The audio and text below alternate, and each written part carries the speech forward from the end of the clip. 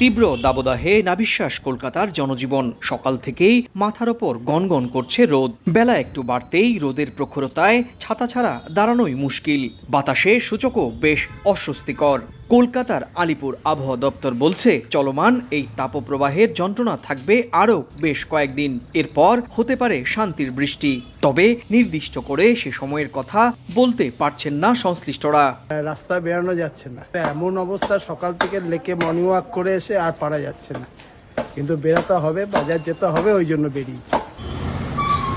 April মাসের শুরু থেকেই এমন তাপমাত্রার সাক্ষী হচ্ছেন পশ্চিমবঙ্গবাসী। যদিও উত্তরের আলিপুরদুয়ার, জলপাইগুড়ি কিংবা দার্জিলিংয়ে নেই তাপমাত্রা, তবে দাবদাহে পুড়ছে বর্ধমানের দুটো জেলা, মেদিনীপুরের দুটো জেলা সহ বীরভূম, বাঁকুড়া, পুরুলিয়া, উত্তর ও দক্ষিণ 24 পরগনা জেলা।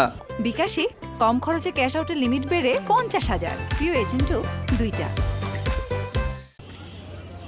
এই জেলাগুলোর কোথাও 41 তো কোথাও আবার 45 ডিগ্রি সেলসিয়াসের তাপমাত্রা থাকছে রোজ, যা স্বাভাবিকের চেয়ে 4 থেকে 5 ডিগ্রি বেশি বলে দাবি আবহাওয়াবিদদের। তবে দিনের বেলায় তাপমাত্রার পারদ 42 ডিগ্রির ঘরে থাকলেও রাতে তা নেমে দাঁড়াচ্ছে 31 থেকে 35 ডিগ্রিতে।